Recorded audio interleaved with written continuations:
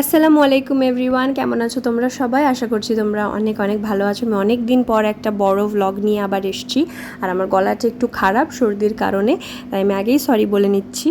এটা একটা পুরানো ভ্লগ, কিন্তু আমি এডিট করার টাইম পাচ্ছিলাম না, কারণ বিয়ের শপিং টুকটাক শুরু হয়ে গেছে, তোমাদের সাথে আস্তে আস্তে শেয়ার করব।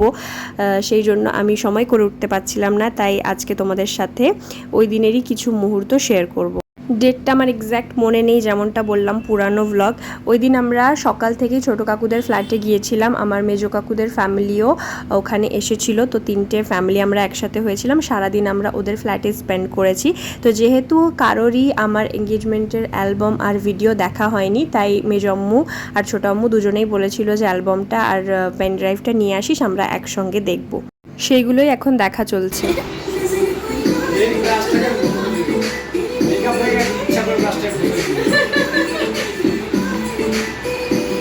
অনেক দিন পর আমরা যে তিনটে ফ্যামিলি একসাথে হয়েছিলাম, মজা তো অনেক হয়েছে। আর ভিডিও দেখতে দেখতে সাইড থেকে কমেন্ট পাস করা তো ম্যান্ডেটারি। ওই দিন ওটা হয়েছিল, ওই দিন এরকম হয়েছিল, এইভাবে সেজেছিলাম, কে কী পরে এসেছিল, কে কী করেছিল, সেই সব নিয়েই কথা হচ্ছিল।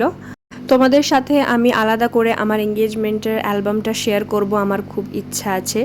ওই দিন সকাল থেকেই আমাদের দাওয়াত ছিল। আমি একটু আগে সকাল সকাল চলে গিয়েছিলাম, আব্বু আম্মু আর আকশা একটু দেরি করে এসেছিল, ওনাদের কোথাও যাওয়ার ছিল। আর এখানে আমরা সৈফের হাইট নিয়ে ওর লেগ পুল করছিলাম যে তুই এত লম্বা কেন, যে তোর ঘাড়ে হাত পাওয়া যায় না।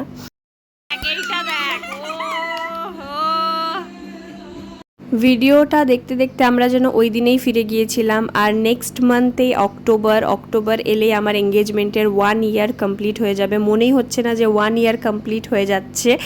আর আরও শেয়ার করলাম, কারণ আমাদের সাথে সাথে তোমাদেরও একটু দেখা হয়ে গেল। তারপর আমরা সবাই লাঞ্চ করতে বসে যাই। আর যেহেতু সব কাজিনসরা একসাথে ছিলাম, তাই খাওয়া কম হাসি বেশি হচ্ছিল। আমরা তো খেতে বসে গেছি, কিন্তু আব্বু আম্মু আর আকশা তখনও এসে পৌঁছায়নি। তারপর আমি একটু শরীফের রুমে বসে ওর সাথে আড্ডা দিচ্ছিলাম। কেন করলো বল এটা? ঠিক আছে, তুই তো আমাকে মারবি। বসে বসে কিছু করার ছিল না, লুডোই খেলছিলাম। তারপরে দেখি যে আকশা আম্মু আব্বু চলে এসেছে তখন।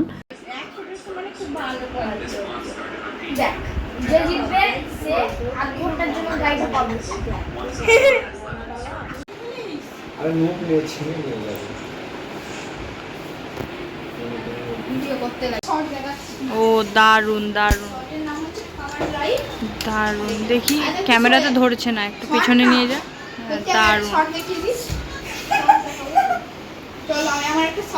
দারুন।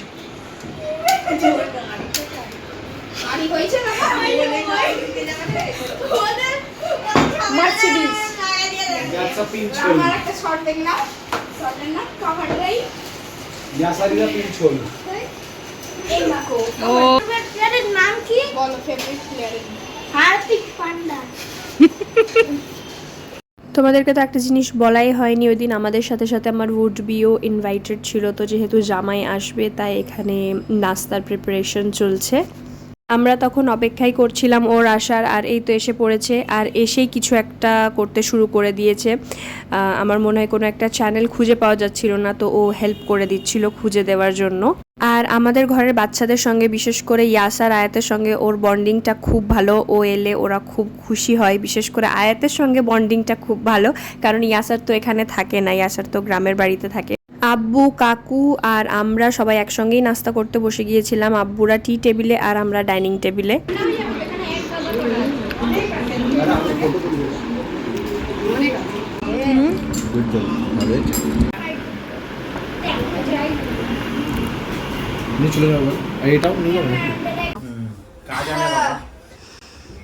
তারপর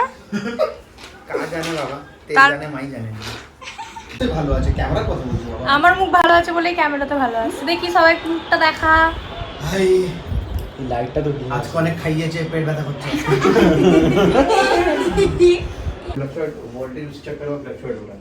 একবার হিন্দি একবার বাংলা মিক্স করে।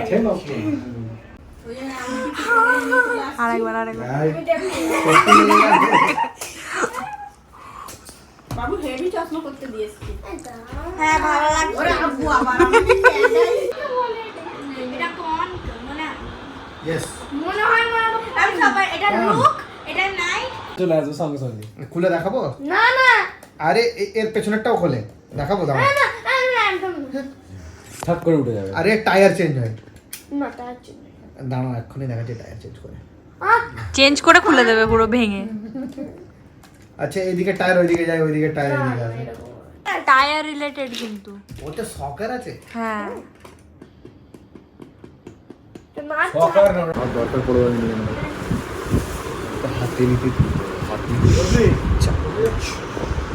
বাচ্চাদের তো ওর সাথে খেলা আর গল্প করাই শেষ হচ্ছিল না, তারপরে আমরা একটু এলাম, এসে ডিনারটা করে নিলাম।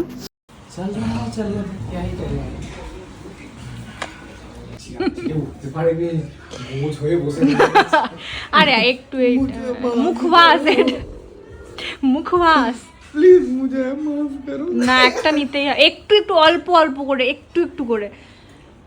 আর তুমি খেলতে না ওরা সুইং করছিল আর আমি নিচে গাড়ি নিয়ে ও মানে ওর দাদাটা তুই ছিলি আর এ ছিল আয়াত, বুঝেছিস তো? আরে ভুম ভুম করতে করতে না আমি এমনি করে দাঁড়িয়ে গেছি, হুম করতে করতে দাঁড়িয়েছে আর এমনি করে সুইং করে ধাওয়াস করে মাথায় মেরে দিল। কেমন হলো তারপর? তারপরে এটা হয়নি, এই ও তো হয়নি, হুতু হয়নি, মাথা আম্মু। ফেটে গেছে। হুম এখান থেকে গোনা থেকে ভেঙে আলাদা হয়ে গেছে। এত আর ভালো আমার- লেগেছে আরে আমার মাথায় এতটা গड्ढा হয়ে গেছিল, গর্ধক গর্ত গর্ধক গর্ধক। গड्ढक সেই গड्ढकকে ফের আবার তালি মারলেন নাকি? না দাদা আমাকে বলছে এই চুপ কর, চুপ কর। মা মারবে, আরে মা কাঁদছে, মারবে। হ্যাঁ করে আরে আরে কাঁদছে, হা হা করে কাঁদছি। আরে তারপর মাথা ফেটে গেছে, কাঁদবে না? দাদা দেখে বলছে হ্যাঁ ফুটো হয়ে গেছে রে। যা, ফুটো হয়ে গেছে। আর আমি বলি কি ফুটো হয়ে গেছে, এমনি করে হাত দিলাম দেখি হাতে রক্ত আর সঙ্গে সঙ্গে এমনি করে পুরো চোখ মুখ পুরো রক্তটা ভরে। কালারের ছিল রেড না ইয়েলো মারুন মারুন। মারুনটা। চলো টাটা আয়াত, টাটা আয়াত, টাটা। না জিজু, আমি বলছি জিজু থাকবে, আমি টাটা, জিজু থাকবে, টাটা করে দাও। পুরো দিনটা খুব হাসি আর কি মজা করে কাটালাম। আজকের ব্লগটা এই অবধি, আশা করছি তোমাদের ভালো লেগেছে। দেখা হয়ে যাবে পরবর্তী ব্লগে। আল্লাহ হাফিজ।